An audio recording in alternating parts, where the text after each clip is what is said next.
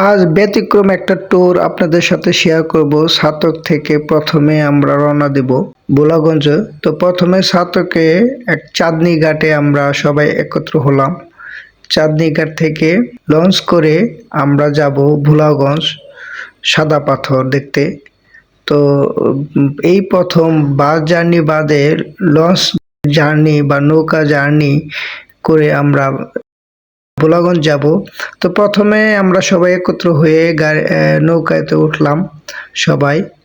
তো নৌকাতে যাওয়ার পরে নৌকা পথে আমরা রওনা দিলাম ছাতক থেকে, চাঁদনী ঘাট থেকে। তো দেখতে দেখতে নদীর দুই পাশের বিভিন্ন মনোরম দৃশ্যগুলো দেখতে দেখতে আমরা রওনা দিলাম। এটা হচ্ছে ছাতকের সবচেয়ে বড় হোটেল। আমাদেরকে বিভিন্ন বিষয়ে কথা শোনাবেন। আমরা আমাদের সম্মানিত মেহমান ডাক্তার আব্দুল কুদ্দুস ভাইকে আমাদের আজকের এই আনন্দ ভ্রমণে উনি সময় দেওয়ার জন্য আমরা মোবারকবাদ জানাচ্ছি এবং ওনার দিকেও আমরা খেয়াল রাখবো। আমরা একে অপরের তো আমরা নদীর দুই পাশে বিভিন্ন পাথর, নৌকা, ক্রাশার, জাহাজ দেখতে পাই। তো আসলে দেখলেই বোঝা যায় যে নদীর দুই পাশে তারা কিভাবে বিজনেস করে, পাথরে বিজনেস করে। দেখতে দেখতে আমাদের হঠাৎ চোখে পড়লো একটা মসজিদ নদীর পাশেই। কি সুন্দর একটা মসজিদ! আসলে এই মসজিদ দেখলেই মনে হয় যে শান্তি। পৃথিবীতে সবচেয়ে সুন্দর জায়গা হচ্ছে, শান্তিপ্রিয় জায়গা হচ্ছে মসজিদ, আর সবচেয়ে বাজে জায়গা হচ্ছে বাজার। অথচ আমরা মসজিদে মুখী হই কম, বাজার দিকে লুপ্ত হই বেশি। এই জিনিসগুলো আসলে এইখানে পরিবেশ দেখলেই মনে হয় নদীর দুই পাশে মানে মাঝখানে যে আমরা একটা সুন্দর মসজিদ দেখছি, এই মসজিদ দেখে আসলে মনটা ভরে গেল। শান্তি একবার মনটা একবার একদম শান্ত এবং নীরব হয়ে গেল যে মানুষ আসলে আল্লাহমুখী হওয়া, পৃথিবীতে কিছু কিছু মানুষ আল্লাহমুখী হয়, এটা বাস্তবতা প্রমাণ পাওয়া যায়। তো আমরা মনোরম পরিবেশ দেখতে দেখতে আমরা রওনা চলে যাচ্ছি আমাদের গন্তব্যস্থানে। তো আমরা সকালে নাস্তা করি নাই, সকাল নাস্তার জন্য আমরা এখন সবাই প্রস্তুতি নিচ্ছি। সবার নাস্তা প্যাকেট সবার হাতে হাতে পৌঁছে দেওয়া হচ্ছে। পানি, একটা করে পানি আর খাবার। তো খাবারের মধ্যে আজকে মেনু হচ্ছে যে একটা ডিম, চিকেন আর নাস্তার সাথে যাবতীয় অংশ। তো আমরা নাস্তা করলাম, পাশাপাশি বিভিন্ন সিনারিগুলো আমরা দেখতেছি। তো এদের জীবনযাপন, নদীর পাড়ের জীবনযাপন, মানুষের জীবনযাপন আসলে দেখলে বোঝা যায় তাদের কিভাবে তারা কর্মজীবন শুরু করে। এদের থেকে এরা ইনকাম করে তাদের পরিবার সংসার চালায়। এরা লেবার হিসাবেই কাজ করে মূলত। তো জীবন আসলে মানুষের মানে বিভিন্ন রকম মানুষের সাথে আসলে এদের না দেখলে বোঝা যায় না যে এরা আসলে তাদের দৈনন্দিন জীবনযাপন কীভাবে সম্পাদন করে বা সম্পন্ন করে। আসলে মানুষের বাস্তবতা জীবন অনেক কঠিন। তো আমরা সবাই একে অপরে পরিচয় দিলাম। আমরা সবাই এখন পরিচয় পর্ব শেষ করলাম। শেষ করার পরে আমরা একে একে আমাদের গন্তব্যস্থানে পৌঁছার জন্য সবাই যার যার মতো করে মানে জার্নিটাকে আসলে সুন্দর করার জন্য যে যার মতন করে কেউ গল্প, কেউ গান, কেউ ইসলামিক সঙ্গীত, বিভিন্ন ইয়ের মাধ্যমে আমাদের মানে জার্নিটা আরও সুন্দর করার জন্য, উৎফুল্ল করার জন্য আমরা চেষ্টা করেছি। দেখতে দেখতে আমরা সবাই ভোলাগঞ্জ এসে পড়লাম। তো ওই হচ্ছে ভোলাগঞ্জ, ওই পাহাড়ের পাশেই। ভোলাগঞ্জ পাহাড় এবং নদী এবং সিনারিগুলো দেখার জন্য আমি কৌতূহলবশতই আমি সামনে এসে পড়লাম, নৌকার সামনে। সিনগুলো দেখলেই আসলে মন ভরে গেল। পিক না তুলে আমি পারলাম না, ভিডিও করলাম। তো এই দেখছি আবার কথাগুলো বলছি, একে অপরে শেয়ারিং করছি যে আল্লাহ কত সুন্দর আমাদের নিয়ামত দিয়েছেন, কত সুন্দর আমাদের জন্য দিয়েছেন।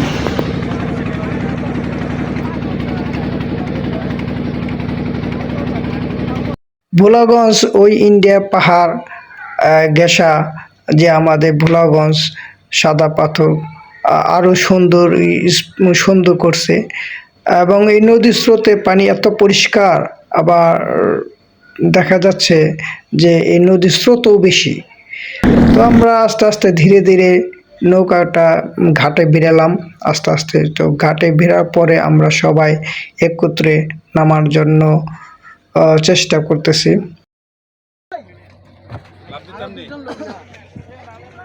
আর শৃঙ্খলা বিভাগের দায়িত্ব পালন করবেন ভাই মোহাম্মদ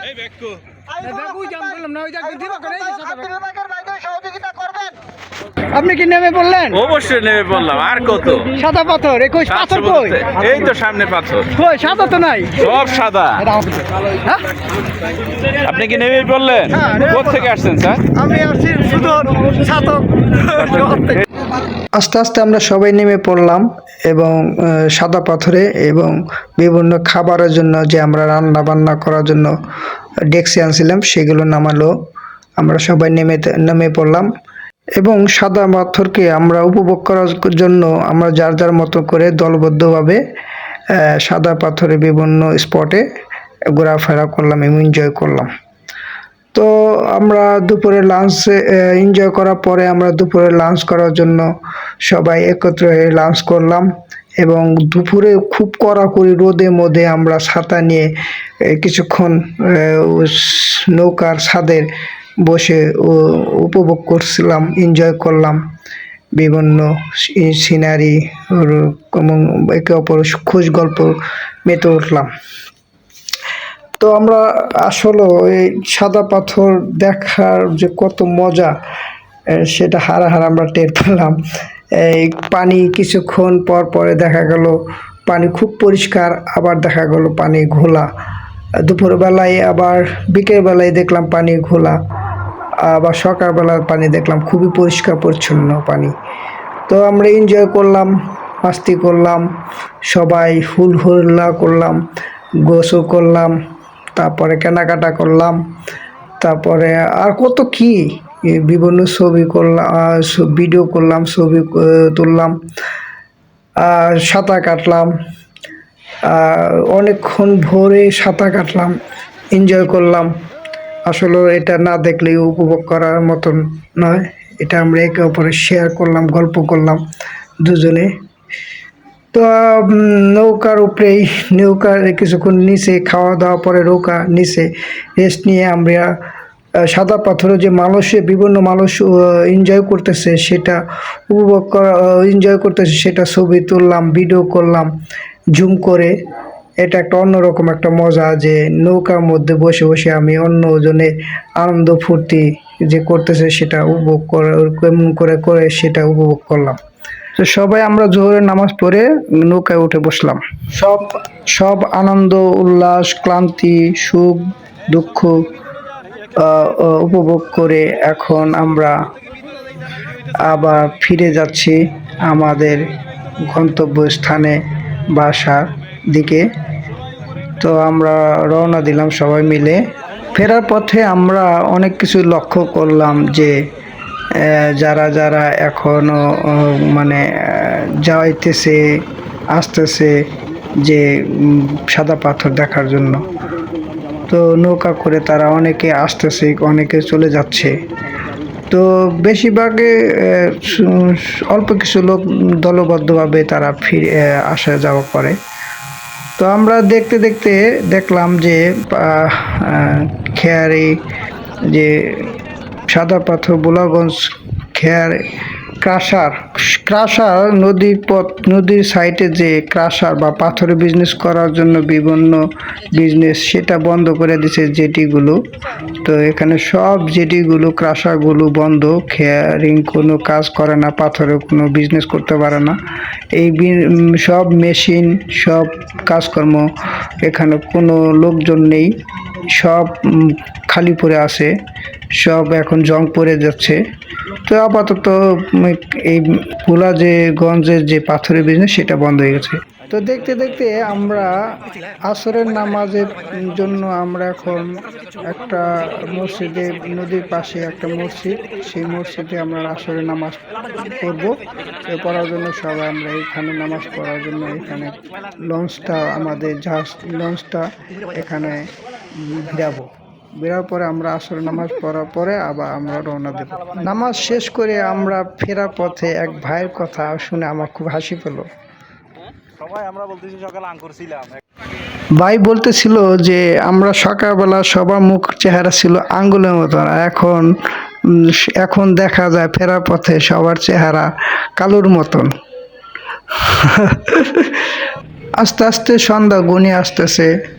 বিকালে গোধূলি লগ্ন আমরা নদী পাড়ে নৌকা নিয়ে আমাদের গন্তব্য বাসার দিকে যাচ্ছি সবাই মিলে।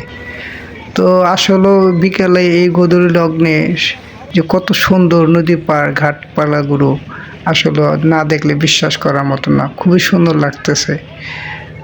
তো আমরা এই গোধূলি লগ্নে আমরা সবাই মিলে যখন নদী উপর দিয়ে যাচ্ছি তখন আসলে মনোরম একটা পরিবেশ, নিজেকে অন্যরকম একটা ফিলিংস কাজ করতেছে, খুবই ভালো লাগার ফিলিংসটা। তো ঠান্ডা আবহাওয়া, বাতাসগুলো ভালো। তো আস্তে আস্তে আমরা যাচ্ছি। তো এই যে ব্রিজটা দেখতেছেন, এই ব্রিজটা অনেক বড়, প্রায় 1-1.5 কিলো ব্রিজ, অথচ এই ব্রিজের উপর দিয়ে কোনো বাস বা লোকজন কোনো যাতায়াত করে না। এই ব্রিজের দুই পাশে কোনো রাস্তা নেই, কিন্তু ব্রিজটা আছে। একটা সুন্দর একটা অভিজ্ঞতা শেয়ার হলো আর অভিজ্ঞতা অর্জন হলো। তো আস্তে আস্তে আমরা মাগরিবের নামাজের জন্য আমরা সবাই একটা নদীর পাশে একটা মসজিদ, সেই মসজিদে নামাজ পড়ার জন্য সবাই নেমে পড়লাম। তো এই মসজিদে আমরা নামাজ পড়বো। তো নামাজ পড়েই আমরা আবার রওনা দেব। নামাজ শেষে আবার আমরা রওনা দিলাম। তো প্রায় নদীর এই গোধূলি লগ্ন পরে সন্ধ্যা, কি সুন্দর একটা আবহাওয়ার মধ্যে আমরা নদীর পাশ দিয়ে শান্ত নিবিড় একটা কত সুন্দর একটা পরিবেশ। এই পরিবেশে আমরা নদী পার করে ছাতকের কাছাকাছি এসে আমরা ঘাটে ভিড়লাম এবং নেমে পড়লাম। তো সবাইকে ধন্যবাদ, ভালো থাকবেন, আসসালামু আলাইকুম।